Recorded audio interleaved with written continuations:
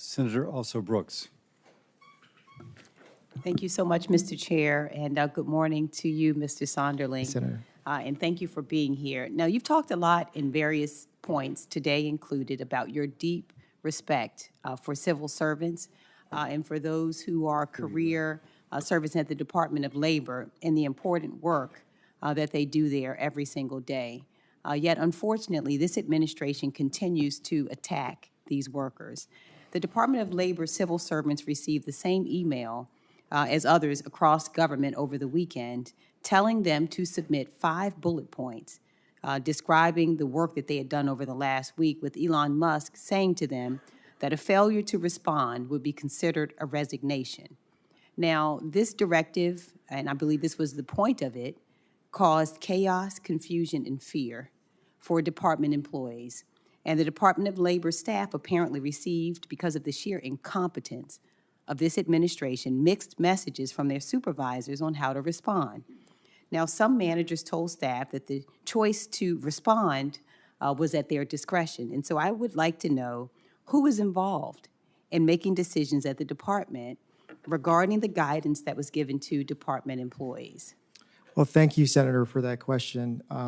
The directives that come from OPM, whether it's the guidance related to responding to emails or not, goes to the Office of Assistant Secretary for Management at Department of Labor, which is the HR department at DOL. So any kind of response or not response, how to deal with it, I would have to defer to the professional staff at the HR department in OSAM. Were you involved in that decision-making? I was not, and I did receive that email myself.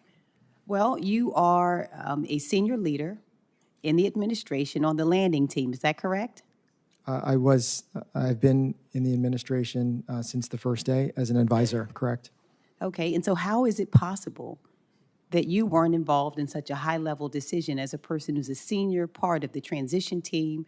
You've been there in the building, you've been a part of the landing team. How is it possible that you weren't involved? It is a large agency, and there's professional career staff that handle various aspects of the department.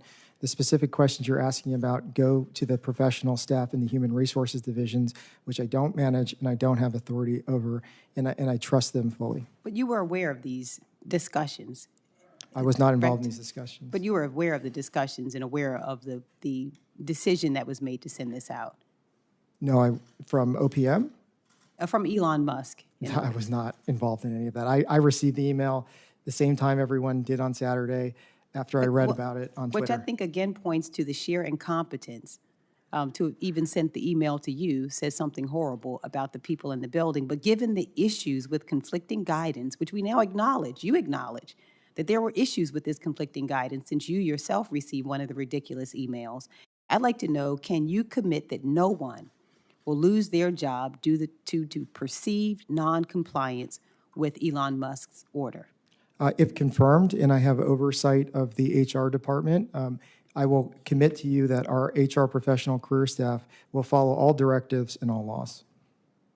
Okay, that doesn't necessarily answer the question, because there are people who were on maternity leave who received these messages and others. Will you commit to protect those individuals who had no opportunity to respond?